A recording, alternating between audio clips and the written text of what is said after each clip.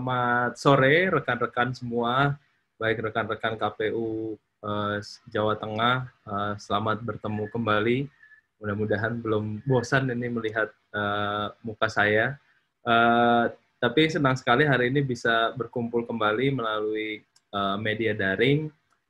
Dan pada hari ini diminta untuk kembali berbagi mengenai strategi efektif berkampanye di media sosial yang tentunya sekarang sudah agak berubah karena sudah disahkan PKPU yang akan berlaku pada Pilkada 2020 ini. Ini khususnya untuk teman-teman di pasangan calon. Nah, izinkan saya memperkenalkan diri kembali. Nama saya Nodi Valdrino, biasa dipanggil Rino. Saat ini adalah manajer hubungan pemerintah Facebook Indonesia. Nah, cuman ini ada yang beda karena hari ini saya tidak sendirian. Hari ini didampingi oleh Mas Putu Yuda atau Mas Adit.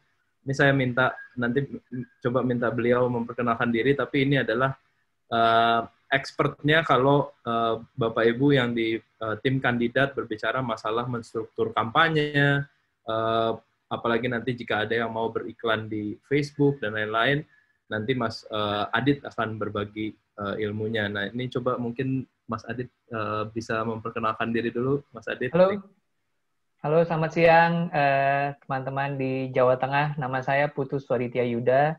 Saya biasa dipanggil Adit. Saya rekan kerja dari Rino.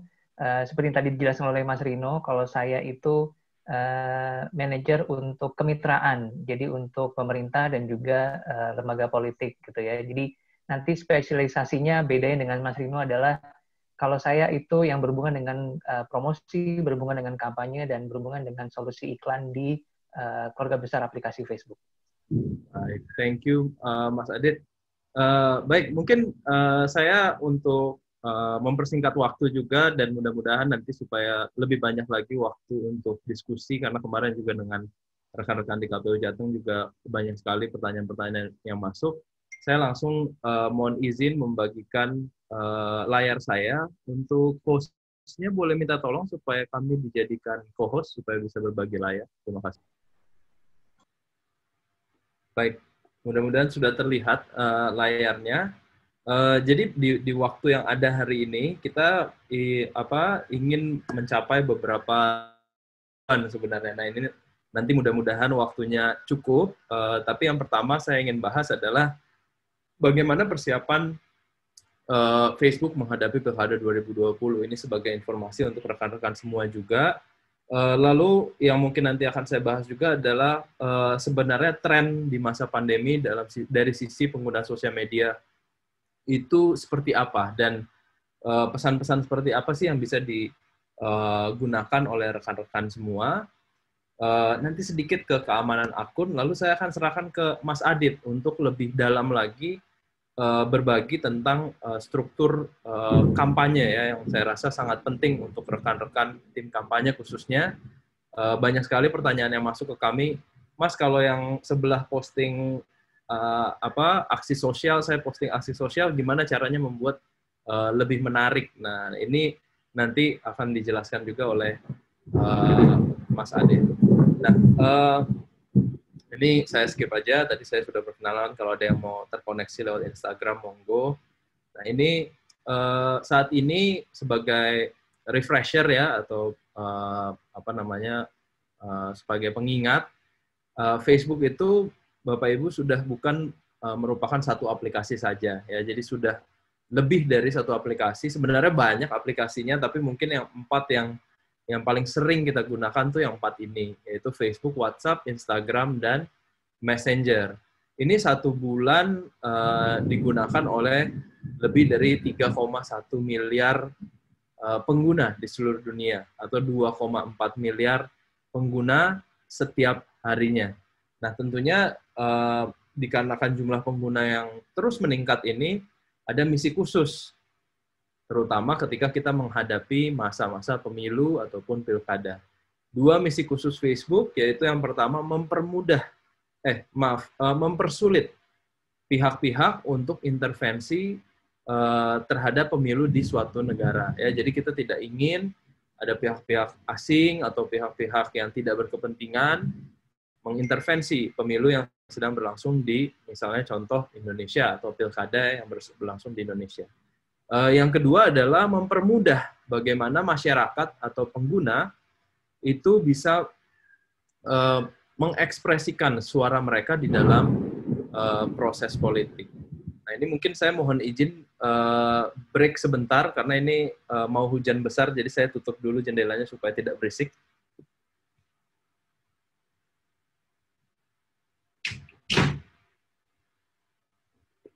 Baik. Jadi ini adalah dua misi Facebook di dalam menjelang pemilu maupun pilkada di seluruh dunia. Nah, untuk menjalankan misi ini kami memiliki 5 pilar strategi. Nah, yang pertama adalah cracking down on fake accounts, terus melakukan screening terhadap akun-akun palsu di platform kami. Yang kedua, bagaimana kita bekerja sama dengan pemeriksa fakta pihak ketiga. Nah, ini mungkin buat rekan-rekan tim kampanye, Facebook itu bukan penentu kebenaran ya. Banyak sekali yang minta ke saya atau ke Mas Adit, Mas, saya pengen akun ini di take down atau postingan ini di take down. Kenapa? Saya tanya. Karena ini orangnya nggak suka sama saya, selalu nyerang-nyerang dengan fakta-fakta yang dipertanyakan.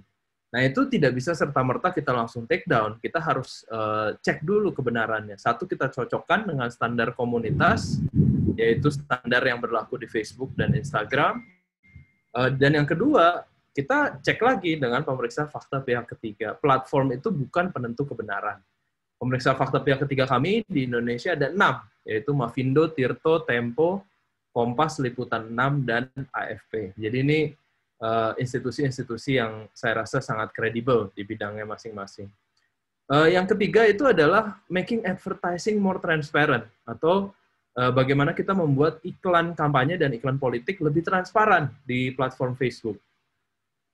Kita apresiasi usaha dari KPU RI yang mencoba membuat regulasi yang progresif mengenai penggunaan iklan politik. Nah, di PKPU 11 tahun 2020 itu juga sudah diatur bahwa nanti rekan-rekan tim kampanye diperbolehkan membeli iklan kampanye di media sosial 14 hari sebelum masa tenang ya. Ini rekan-rekan KPU, kalau saya salah mungkin dikoreksi informasinya.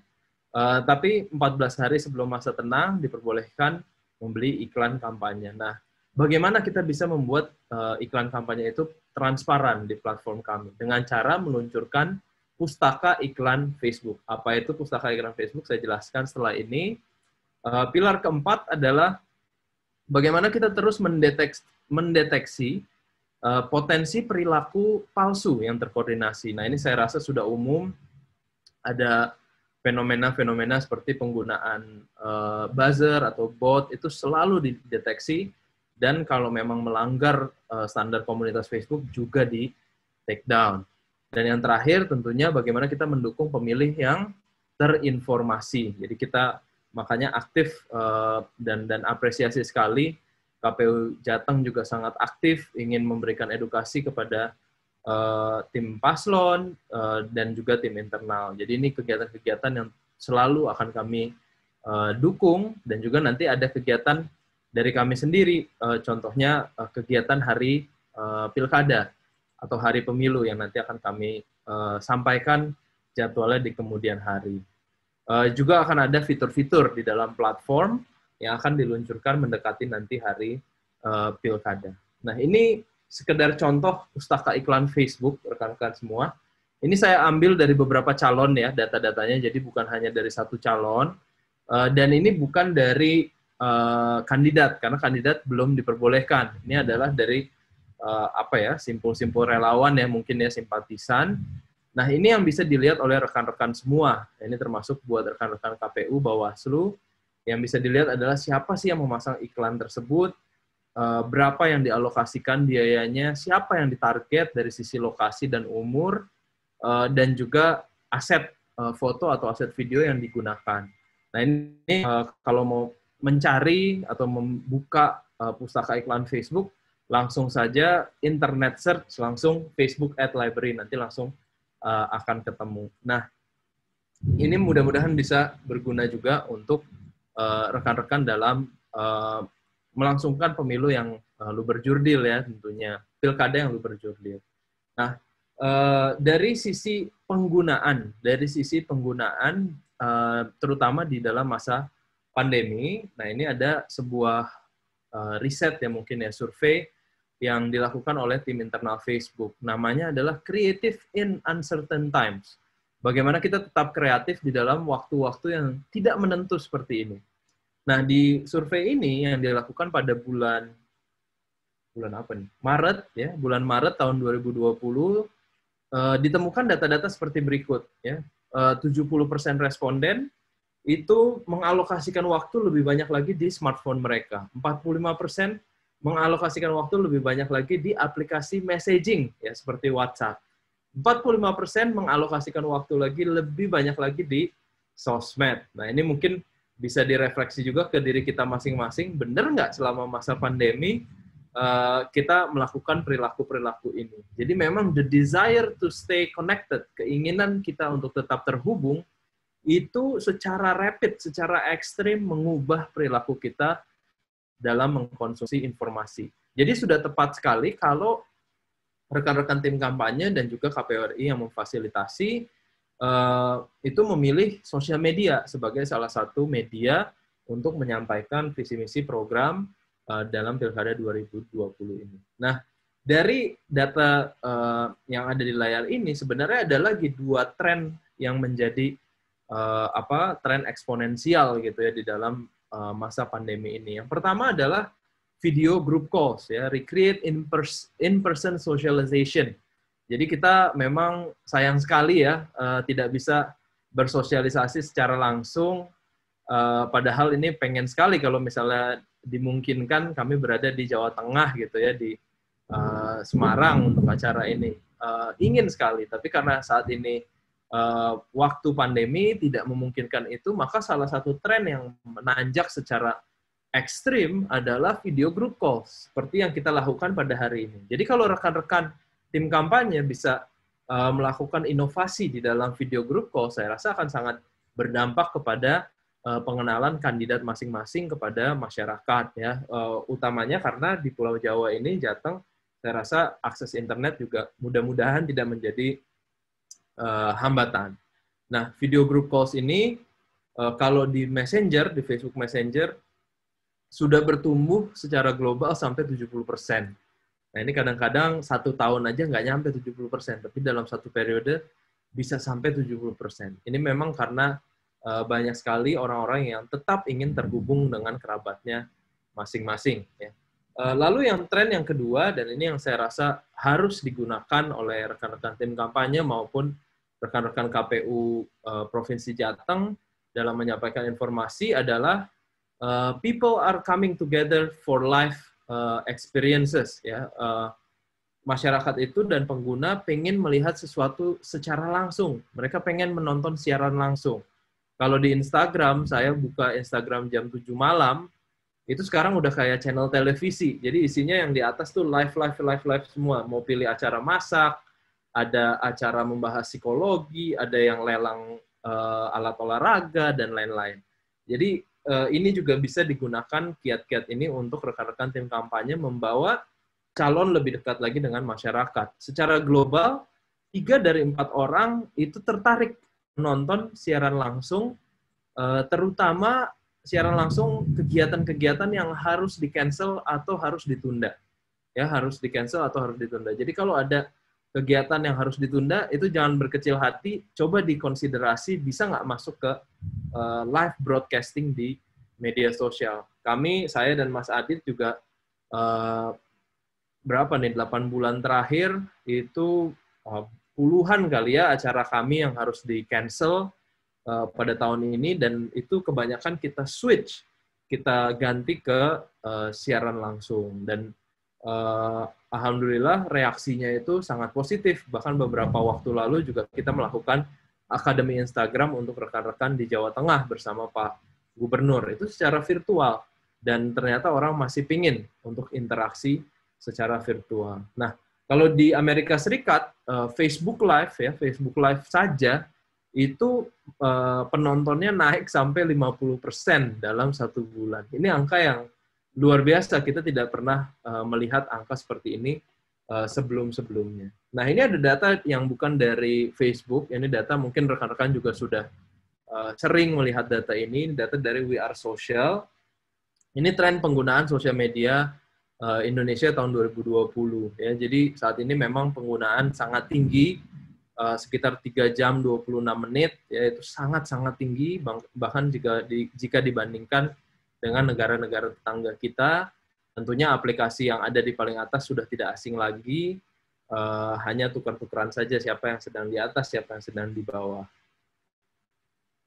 Lalu sebelum saya berikan ke Mas Adit, mungkin satu lagi yang ingin saya bahas adalah apapun nanti tipsnya, ya rekan-rekan nanti udah mendapatkan tips dari Mas Adit, makin bagus halamannya, makin bagus Instagramnya, jangan pernah lupa yang paling penting adalah keamanan halaman. Ya, kadang-kadang kita menerima mitra-mitra yang halaman Facebooknya followersnya sampai 3 juta, 4 juta, Instagramnya 1 juta, 2 juta followers. Tahunya kata sandinya itu Indonesia 1945. Nah, ini menjadi masalah besar karena semua peretasan itu sebenarnya hampir semuanya mayoritas itu terhubung dengan kata sandi kita. Jadi jangan lupa mengatur kata sandi yang kuat sebelum berstrategi konten, ya, apalagi dalam masa Pilkada 2020. Lalu juga aktifkan autentikasi 2 faktor, sebuah fitur yang kalau rekan-rekan nanti ada yang mencoba login dari lokasi yang tidak dikenal atau gadget yang tidak dikenal, itu kita akan mendapatkan notifikasi di handphone kita terlebih dahulu, sehingga nanti rekan-rekan bisa bisa melakukan blokir. Ya, jadi aktifkan autentikasi 2 faktor ada di Facebook, WhatsApp, dan Instagram. Ini saya demo sedikit untuk Facebook. Ini caranya mudah sekali, masuk ke pengaturan, masuk ke keamanan dan login, dan masuk langsung ke use two-factor authentication. Ya, jadi jangan lupa mungkin setelah acara ini, ya, aktifkan autentikasi 2 faktor. Dan mungkin terakhir sebelum saya berikan ke Mas Adit, bagi rekan-rekan yang ini juga pertanyaan yang sering sekali masuk ke kami, bagi rekan-rekan yang ingin menggunakan aset suara ya di konten rekan-rekan, baik di videonya maupun di slideshow-nya dan dimanapun.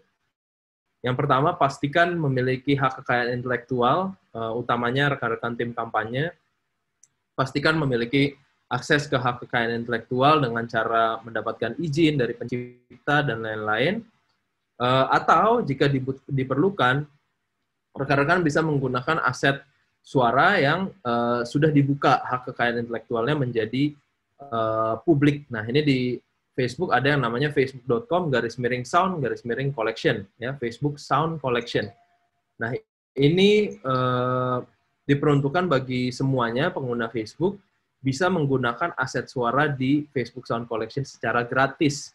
Dan ini hak kekayaan intelektualnya sudah dibuka untuk publik. Kira-kira tampilannya seperti ini. Nah, rekan-rekan bisa menggunakan, ini ada suara angin, suara air, suara binatang, dan lain-lain, yang pasti akan membantu kualitas konten dari rekan-rekan semua.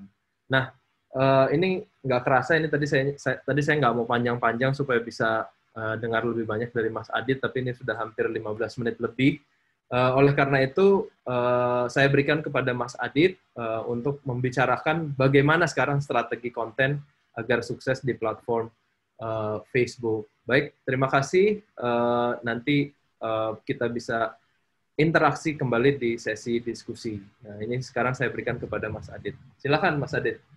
Terima kasih, Rino.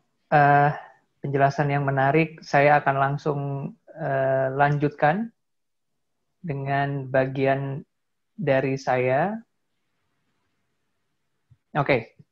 Kalau saya sih mengambil judul untuk bagian saya ini adalah, karena ini kepentingannya adalah untuk kampanye, jadi bagaimana tampil beda untuk menarik perhatian dan juga dukungan dari pemilih, gitu ya.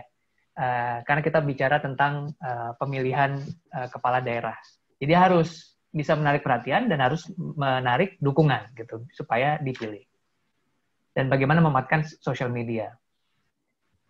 Mungkin saya cerita sedikit juga, melanjutkan apa yang tadi Mas Rino katakan, bahwa Facebook sudah banyak berinvestasi dalam tim, teknologi, untuk menjamin keamanan pemilu yang lebih baik. Tujuannya apa? Tujuannya adalah supaya kami bisa menjaga orang-orang itu tetap aman dan melindungi privasi mereka pada saat menggunakan keluarga besar aplikasi Facebook. Nah, apa yang akan kami lakukan adalah kami ingin membangun kepercayaan dengan pendukung Anda. Di sini ada 3 hal terkait dengan pemilu gitu ya. Yang pertama adalah otorisasi iklan, yang kedua transparansi halaman, dan yang ketiga adalah pustaka iklan. Saya akan jelaskan apa semua ini. Jadi pertama yang otorisasi iklan. Sesuai dengan regulasi PKPU yang terbaru, saat ini iklan politik itu diperbolehkan di sosial media dengan beberapa ketentuan ya, misalnya 14 hari sebelum masa tenang gitu. Nah, di Facebook kami memang membolehkan untuk memasang iklan politik ya di platformnya Facebook.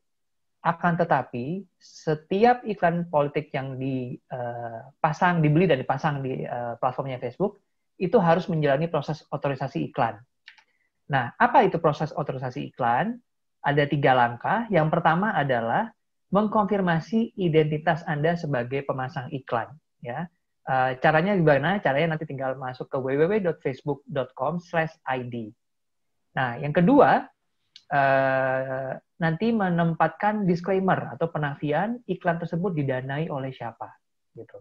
Nah, ini ada tampilan, ini tampilan dummy. Jadi iklan itu nanti pada saat muncul di bawahnya itu ada tulisan sponsor kalau bahasa Inggris, kemudian paid for by siapa, atau bahasa Indonesianya nanti tulisannya adalah bersponsor didanai oleh siapa, gitu ya. Jadi ini adalah langkah-langkah Facebook untuk transparansi ya. Jadi sebuah transparansi sehingga para calon pemilih itu tahu persis pada saat melihat sebuah iklan politik siapa yang memasang iklan politik tersebut dan siapa di balik pemasang iklan politik tersebut. Nah, langkah ketiga tadi seperti juga dijelaskan oleh Mas Rino, seluruh iklan politik baik yang aktif maupun yang tidak aktif setelah dipasang dan dibeli itu akan kami masukkan ke dalam pustaka iklan dan akan kami simpan selama 7 tahun. Ya. Jadi kalau misalnya nanti ada kandidat yang memasang iklan hari ini, di dalam masa kampanye ini ya gitu ya, iklan tersebut masih bisa dilihat oleh publik selama 7 tahun ke depan. Tujuannya apa? Tujuan supaya kita tetap punya dokumentasi dan publik bisa mengakses, walaupun iklan tersebut sudah tidak aktif gitu ya. Oke. Sekarang saya lanjut bagaimana meluncurkan kampanye Anda menggunakan sosial media. Nah, tadi kan Mas Rino udah bilang tuh bahwa Facebook itu sebenarnya bukan hanya Facebook itu sebuah perusahaan gitu ya. Di dalamnya itu ada beberapa aplikasi. Jadi ada aplikasi Facebook itu sendiri. Yang kedua ada Instagram, lalu ada Facebook Messenger, dan yang terakhir itu ada WhatsApp. Nah, WhatsApp ini cukup populer di Indonesia. Messenger sebenarnya yang pakai banyak, tapi popularitasnya memang masih kalah dibandingkan dengan WhatsApp. Tadi Mas Rino sudah bilang bahwa ada beberapa tips. Nah, kalau untuk meluncurkan sebuah kampanye di sosial media, pakailah halaman Facebook untuk kandidat. Ya, jadi jangan pakai Facebook profile. Ya, ini berbeda. Jadi pakailah Facebook page. Jadi bukan Facebook profile. Nah, kenapa harus pakai halaman Facebook atau Facebook page? Ada beberapa manfaat gitu ya. Yang pertama adalah kalau menggunakan halaman Facebook, itu jumlah penggemar dan pengikut itu tidak terbatas. Ini berbeda dengan profil Facebook pribadi. Kalau profil Facebook pribadi itu pertemanan nanti dibatasi, ya. Tapi kalau misalnya Facebook page atau halaman Facebook itu tidak terbatas, ya. Yang kedua, manfaatnya adalah ada akses ke insight halaman. Insight itu sangat-sangat berguna. Kenapa? Karena Anda bisa menganalisa siapa saja pengikut Anda dan siapa saja penggemar Anda, termasuk statistik dari setiap postingan gitu ya, atau konten-konten itu. Mana konten yang berhasil, mana konten yang tidak berhasil. Manfaat ketiga adalah bisa memfilter kata kunci atau kata-kata yang tidak senonoh untuk moderasi komentar. Ini penting. Karena banyak juga yang datang ke saya dan Mas Rino bilang, wah saya nggak suka nih sama komentar ini. Dan sebenarnya ada beberapa kata yang bisa kita filter ya, gitu. Jadi ini adalah manfaat dari Facebook page. Lalu kita juga bisa membalas pesan yang dikirim oleh orang-orang yang memberikan komentar di postingan Anda. Kemudian kita juga bisa menggunakan fitur perangkat seluler, jadi tidak harus buka dari desktop, jadi ada aplikasi khusus untuk pengelola Facebook page. Jadi aplikasinya terpisah, namanya aplikasi pengelola halaman. Jadi itu nanti bisa untuk mengelola beberapa akun halaman Facebook. Kemudian jika dibutuhkan, halaman Facebook itu mempunyai fitur untuk menjalankan iklan berbayar dan mempromosikan postingan Anda. Kalau Facebook profile pribadi tidak bisa. Nah, selanjutnya adalah kalau tadi Facebook page itu punya admin, jadi admin dari halaman Facebook itu dapat mengubah tampilan halaman dan juga dapat melakukan publikasi sebagai halaman. Nah, selanjutnya adalah Instagram. Instagram ini salah satu aplikasi yang cukup populer di Indonesia, dan ini memang platform aplikasi yang berbasis sharing gambar dan juga video. Saya sangat menyarankan kalau di Instagram, pakailah jenis Instagram bisnis ataupun Instagram kreator. Nanti tinggal masuk ke setting, pilih dari akun, nanti ada 2 pilihan, bisa dipilih Instagram kreator ataupun Instagram bisnis. Jangan terjebak sama nama ya, jadi Instagram bisnis itu bisa dipakai atau digunakan oleh organisasi. Jadi namanya Instagram bisnis ataupun Instagram kreator. Dua-duanya punya manfaat yang lebih dibandingkan Instagram untuk individu. Nah, jika dibutuhkan, saya juga menyarankan untuk menggunakan Ads Manager untuk membuat iklan.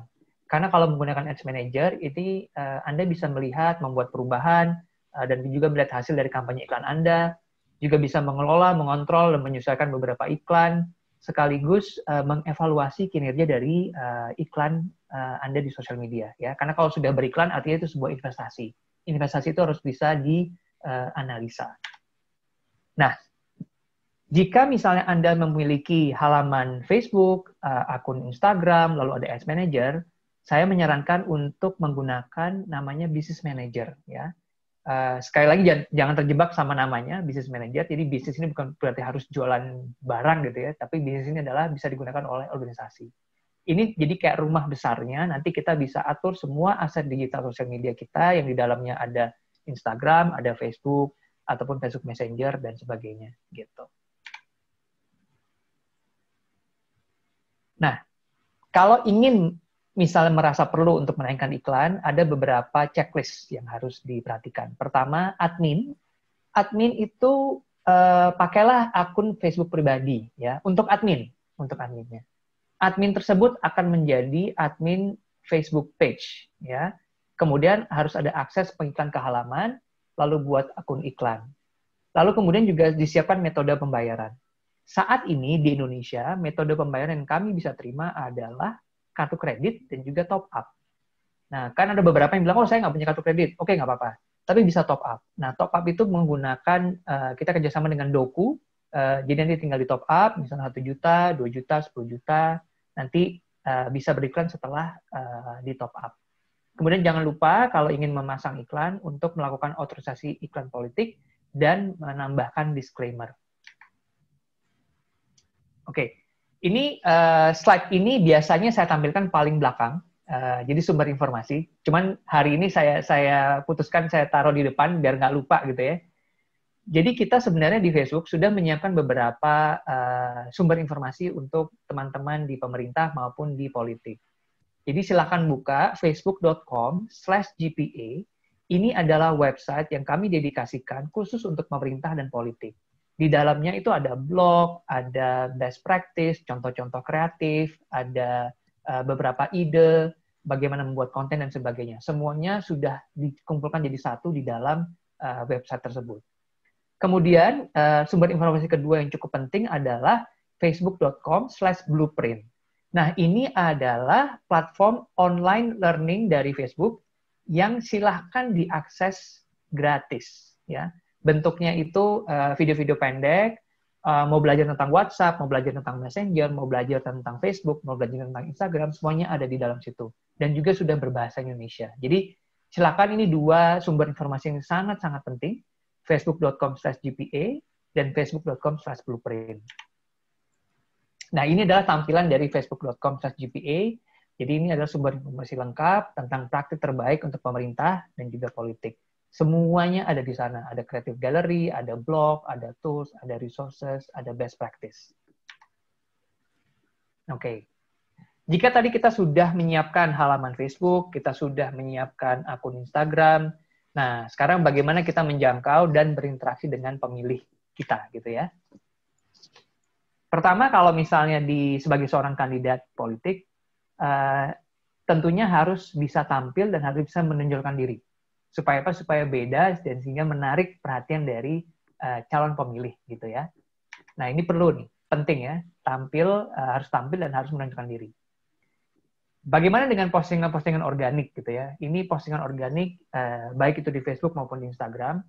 Ini ada beberapa tips. Misalnya pertama, postinglah sebuah informasi terkini yang tepat waktu dan tambahkan tagar ya. Nah, tepat waktu itu artinya kalau misalnya kejadiannya hari ini, ya hari inilah diposting. Jangan kejadiannya hari ini dipostingnya baru minggu depan, udah telat. Jadi sudah tidak relevan. Lalu misalnya membuat pengumuman penting dengan menggunakan fitur live. Tadi Mas Inu udah bilang ya. Jadi misalnya ada beberapa pengumuman penting, itu bisa menggunakan fitur live. Atau juga pengumuman penting itu setelah fitur live, kemudian juga diposting lagi di Facebook maupun di Instagram.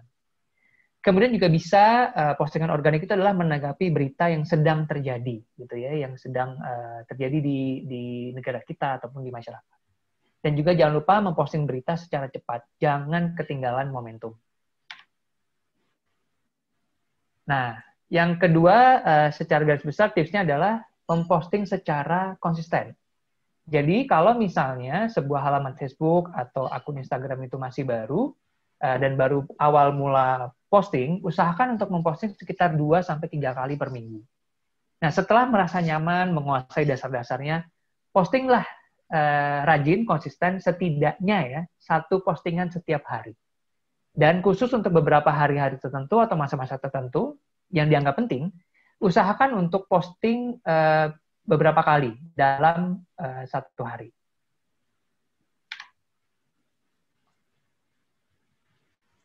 Nah, untuk para penggemar dan ataupun ikut dari halaman Facebook, itu ada yang namanya lencana penggemar berat atau badge gitu ya. Jadi misalnya saya ini penggemar KPU Kota Magelang gitu misalnya. Nah, karena saya sering komen, saya sering posting, saya sering mention, nanti saya akan diberikan sebuah lencana gitu ya, badge. Identifikasi para pengikut ini ya. Siapa yang paling aktif dan dorong mereka untuk berinteraksi lebih banyak di Facebook page Anda. Karena ini adalah penting orang-orang yang benar-benar peduli dengan Anda. Kemudian juga kalau misalnya ada komentar tersebut harus dibalas ya. Secara rutin, pantau aktivitas komentarnya mereka dan pertanyaan-pertanyaan dari mereka yang perlu diperhatikan di Facebook page Anda. Kemudian sukai dan juga balaslah komentar tersebut bila memungkinkan. Dan juga jangan lupa balas komentar tersebut di halaman Facebook Anda secara jujur dan sopan. Karena kan ada orang yang bilang bahwa jejak digital itu tidak bohong ya gitu ya, dan tidak bisa hilang. Dan kita tidak pernah bisa kontrol siapa yang akan berkomentar ataupun bertanya. Jadi selalu balas komentar secara jujur dan sopan. Nah, jika tadi misalnya postingan-postingan organik sudah dilakukan, sudah nyaman, jika diperlukan, iklan Facebook dapat membantu memperkuat pesan Anda untuk orang yang penting bagi Anda dan untuk membangun komunitas. Apa sih contoh-contoh tujuan dari sebuah pemasangan iklan? Misalnya, Anda sebagai kandidat punya website. Anda ingin promosikan website tersebut, pasanglah iklan di Facebook sehingga orang-orang akan mengunjungi website Anda. Itu juga bisa menjadi tujuan dari pemasangan iklan, ya. Nah, kalau misalnya mempromosikan postingan ataupun memasang iklan, di Facebook itu bisa ditargetkan berdasarkan usia, berdasarkan lokasi, jenis kelamin, dan juga minat. Jadi misalnya, contoh ya, kalau misalnya usia pemilih itu minimum 17 tahun, pada saat memasang iklan, kita tidak perlu memasang iklan dengan targetnya usia 13 tahun, gitu ya. Karena percuma, karena mereka juga tidak bisa memilih. Itu sebagai salah satu contoh. Ataupun misalnya lokasi. Jika lokasi pemilihannya ada di Jawa Tengah, tidak usah targetkan pemilih yang ada di Jawa Timur misalnya. Karena mungkin ya mereka tidak akan bisa memilih, gitu ya. Jadi, naikkanlah level kampanye Anda dengan menyayangkan iklan untuk menjangkau lebih banyak orang yang penting bagi Anda. Nah, kalau misalnya sudah memasang iklan, banyak juga yang tanya sama saya, kalau saya sudah pasang iklan di Facebook, apakah saya perlu pasang iklan di Instagram? Nah, ini saya mau coba luruskan ya. Karena Facebook ini adalah sebuah perusahaan dan juga di dalamnya ada aplikasi besar keluarga Facebook, jadi ada Facebook, ada Instagram. Jika Anda memasang iklan menggunakan Ads Manager, itu bisa diatur penempatan iklannya, ya.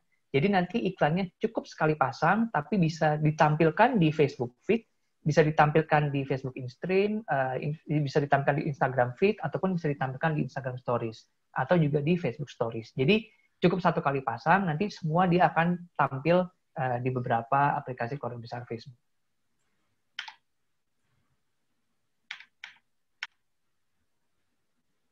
Selanjutnya adalah jika Anda memiliki website ya, di mana mungkin misalnya website di situ Anda pasang atau Anda taruh visi dan misi dari ataupun program-program dari kandidat, mungkin bisa dipertimbangkan untuk memasang pixel Facebook. Jadi pixel Facebook ini adalah sebuah kode yang sangat simpel yang bisa ditaruh di sebuah situs website Anda yang bisa Anda gunakan untuk mengukur dan juga mengoptimalisasikan hubungan Anda dengan pemirsa. Nah, nantinya pixel Facebook ini bisa digunakan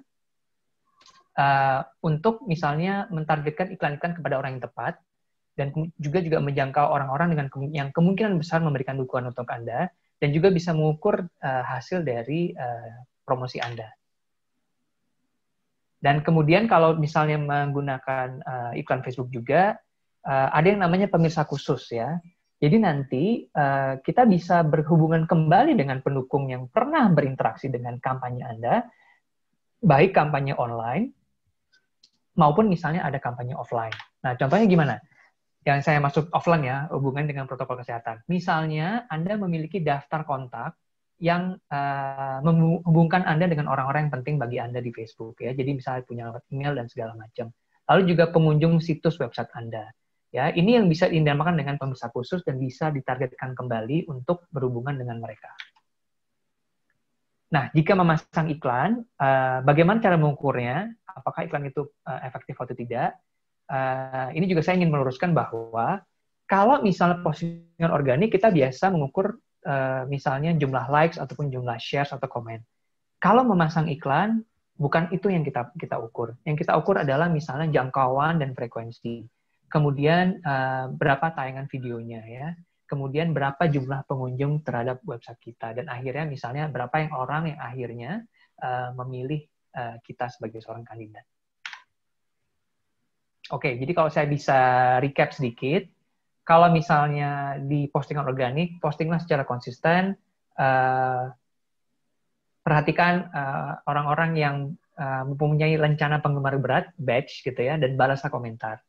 Ya, kalau misalnya ingin beriklan, pastikan struktur kampanyenya benar, settingan semuanya benar, kemudian juga targetingnya juga benar. Oke, saya juga sering dapat pertanyaan nih, bagaimana caranya agar suatu pesan itu bisa menarik perhatian orang gitu ya, terutama di dunia sosial media ini. Saya mau ingatkan bahwa sekarang itu kita hidup di dunia seluler ya, ini bentuk dunia nyata kita tuh sekarang di sini nih, pindah ke dunia seluler ya, ke handphone gitu ya. Nah, ini ada implikasinya nih. Karena bentuknya seperti ini gitu ya, kecil, jadi setiap konten itu hanya... Nih, Mas, aku masih ada di FGD lain, tapi jadi videonya belum bisa nyala, tapi saya Rino, manajer hubungan pemerintah Facebook Indonesia. Terima kasih. Oke, kita lanjut ya. Jadi kalau tadi kalau kita hidup di dunia seluler, jadi setiap konten itu dikonsumsi selama 1/4 detik ya. Jadi sangat-sangat cepat ya. Kemudian seluruh traffic online saat ini itu 63% disumbangkan oleh traffic dari seluler. Dan rata-rata setiap harinya orang itu menghabiskan sekitar 3 jam 35 menit di perangkat seluler. Nah, sehingga pada saat kita membuat sebuah konten, pesan itu harus bisa sampai dalam waktu yang singkat. Sehingga butuh sebuah kreativitas. Nah, kreativitas yang seperti apa? Ini saya kasih sebagai semacam struktur gitu ya untuk pola pikir bagaimana menciptakan sebuah konten yang efektif di sosial media dan juga efektif di perangkat seluler.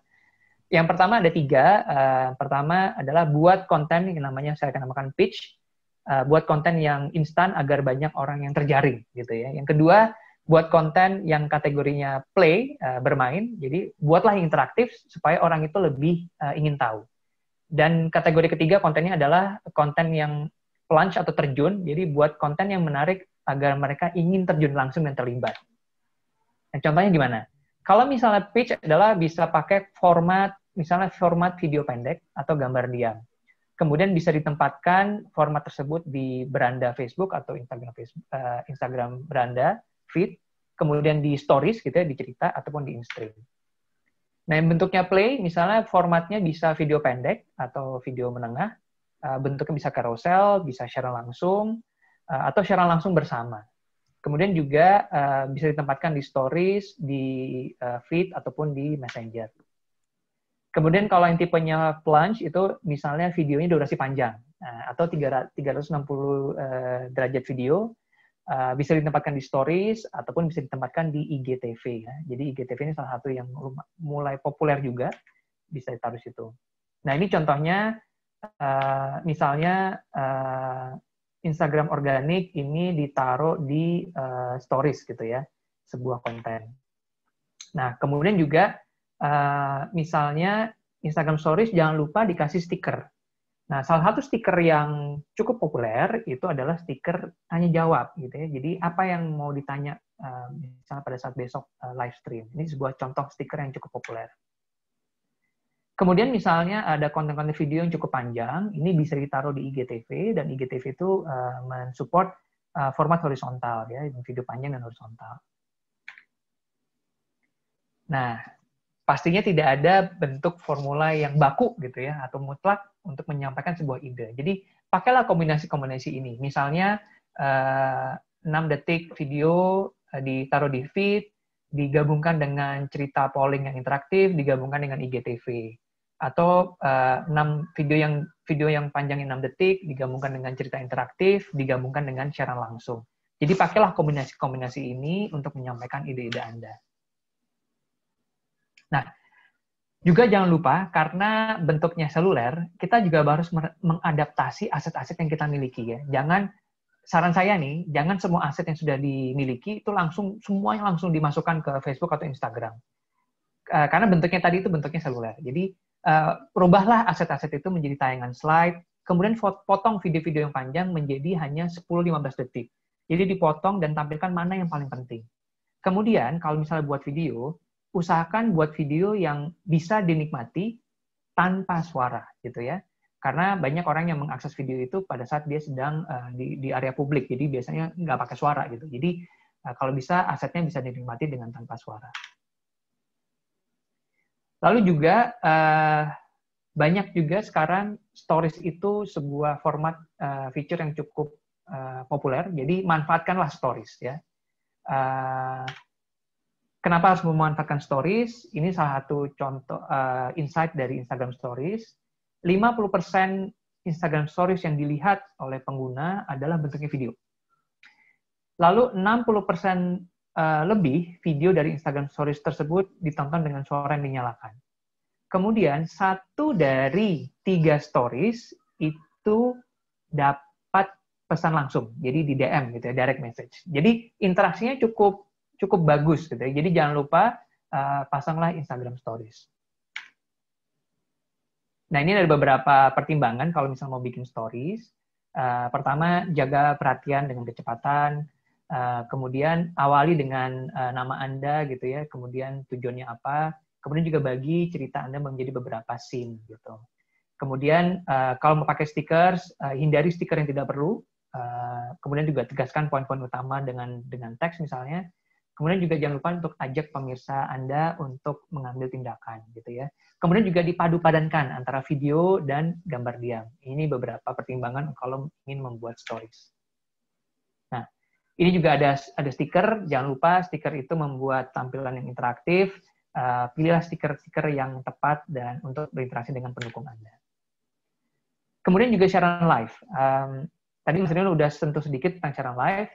Jadi sekarang 10 kali lebih banyak orang di Facebook itu yang memberikan komentar di siaran live dibandingkan video biasa. Kemudian 80% orang itu lebih menyukai live yang berkualitas bagus dibandingkan baca postingan media sosial, ya. Jadi live itu lebih sedang populer sekarang. Nah, kalau misalnya mau melakukan siaran live, ceritakan kisah Anda dengan cara Anda sendiri. Kemudian berinteraksilah secara real time dan jangkau orang di wilayah Anda, gitu ya. Nah, ini beberapa topik secara langsung untuk sekedar ide, gitu misalnya. Ceritakan misalnya di balik layar tentang keseharian Anda, gitu ya. Misalnya sehari-hari berangkat ke tempat beraktivitas, ke kantor, atau tempat usaha, gitu ya. Kemudian tanya jawab, gitu ya. Tanya jawab. Jadi sering tuh, live tanya jawab. Kemudian juga yang namanya topik tour point of view. Misalnya, perlihatkan kehidupan nyata Anda di rumah dibandingkan dengan di luar rumah pada saat masa kampanye. Kan biasanya tuh beda tuh. Nah, jadi biar supaya para calon pemilih ini bisa melihat dua sisi dari kehidupan kita. Nah, ini sebagai salah satu topik. Kemudian, kalau ada pengumuman-pengumuman resmi, itu juga bisa menggunakan siaran live dari Facebook maupun Instagram. Ini juga beberapa saran tips teknis ya untuk acara virtual. Jika memungkinkan, pakailah webcam ataupun kamera eksternal yang punya definisi tinggi. Jadi supaya videonya lebih jernih dan tidak buram. Kemudian pakai sumber cahaya eksternal, misalnya pakai ring light. Itu saya lihat sekarang udah banyak tuh yang jual di e-commerce, marketplace, ring light yang harganya cukup terjangkau. Itu cukup membantu untuk pencahayaan. Kemudian juga pakailah mikrofon eksternal atau yang mikrofon jepit. Jadi ini tips-tips teknis supaya lebih terlihat profesional ya. Nah, salah satu bentuk lain juga kalau di sosial media adalah menggunakan video. Nah, 79% orang itu setuju bahwa format video vertikal, ya format vertikal yang seperti ini bentuknya, itu lebih menarik. Kemudian, ini juga poin penting. Video di perangkat seluler, itu poinnya hanya 3 detik pertama yang bisa digunakan untuk menyampaikan pesan Anda di video Anda. Jadi, tips buat para kandidat, kalau ingin menyampaikan ajakan tertentu atau menyampaikan program, menyampaikan visi misi, sampaikanlah di 3 detik pertama. Karena di perangkat seluler, begitu lewat dari 3 detik, apabila dianggap tidak menarik oleh calon pemilih atau orang-orang, videonya akan di-skip, gitu ya. Jadi jangan bertele-tele lah istilahnya gitu, jangan buang-buang waktu, 3 detik pertama di video perangkat seluler itu sangat penting. Nah, ini ada beberapa praktik terbaik untuk perangkat seluler. Pertama, tarik perhatian di awal, kemudian tadi saya bilang, tampilkan pesan di awal video, kemudian rancang untuk bentuknya bentuk vertikal gitu ya, kemudian biasanya video itu panjang 15 detik atau kurang, dan didesain tanpa suara. Ini bisa menarik perhatian orang. Nah, untuk video-video yang panjang, itu bisa ditaruh di IGTV, baik bentuknya vertikal maupun bentuknya horizontal. Mungkin bagian terakhir di ini adalah tentang messaging gitu ya. Jadi sekarang itu sekitar 80% orang dewasa dan 91% remaja di seluruh dunia setiap harinya itu berkirim pesan. Dan 64% orang-orang itu bilang kalau mereka lebih memilih chat atau mengirimkan pesan daripada dia nelpon ataupun kirim email. Sehingga keberadaan aplikasi messaging, misalnya kayak Messenger, itu sangat-sangat penting. Jadi Messenger itu bisa dimanfaatkan untuk menjawab pertanyaan umum, lalu juga bisa misalnya untuk merekrut sukarelawan. Nah, caranya gimana? Kalau menggunakan Messenger, kita juga bisa menyiapkan salam penyambutan, jadi bisa di-set up gitu ya di Messenger. Kemudian juga bisa menyapa dengan menggunakan bahasa instan, lalu juga bisa menyiapkan pesan tidak di tempat, jadi misalnya pada saat kantor tutup, itu bisa di-set up pesan-pesan otomatis, dan juga kita bisa hemat waktu dengan balasan yang tersimpan. Jadi misalnya, ada orang yang nanya visi misi, Nah, itu bisa disiapkan visi misinya sebagai pre-setup messaging, nanti bisa langsung ditampilkan tanpa perlu harus mengetik kembali. Nah, di mana sih titik masuk Messenger ya? Jadi kalau misalnya contoh, misalnya di halaman Facebook, itu bisa masuk ke Messenger, jadi ada plugin, ada tombol Messenger. Kalau misalnya Anda memiliki website, itu bisa ditaruh di websitenya plugin Messenger. Jadi nanti begitu diklik, akan bisa langsung masuk ke aplikasi Messenger. Kemudian juga grup, nah, grup juga penting. Facebook Group, Anda memiliki kesempatan untuk membangun komunitas yang lebih interaktif, memperdalam hubungan ya dengan Facebook Group. Karena kalau sudah masuk grup, biasanya itu lebih confirm bahwa dia memang penggemar kita gitu ya. Nah, tipsnya adalah jaga agar grup tetap aman. Kemudian promosikanlah grup tersebut di saluran media sosial yang lain, dan jangan lupa secara reguler tinjaulah insight grup tersebut. Nah, kalau berinteraksi dengan pendengar di grup, misalnya siaran langsung, bisa bikin nonton bareng, bisa bikin polling, dan juga komentar postingan dari anggota ya. Dan juga bisa buat postingan yang berulang, dan bisa istilahnya itu bisa di-pin ya. Jadi pengumuman penting itu bisa di-pin, jadi selalu tampilnya di atas di dalam sebuah grup. Jadi itu tadi ringkasan dari saya, mungkin kita bisa lanjut ke pertanyaan nantinya. Jangan lupa kalau ingin memanfaatkan social media, saat ini bentuknya itu adalah dikonsumsi di perangkat mobile atau seluler, jadi seluruh aset harus dioptimalkan untuk format seluler. Lakukanlah siaran langsung, live, manfaatkanlah video-video pendek, gunakan fitur stories, kalau pakai stories jangan lupa pakai stiker, kemudian manfaatkan Messenger untuk berinteraksi lebih langsung dengan penggemar Anda, dan juga manfaatkanlah fitur groups gitu.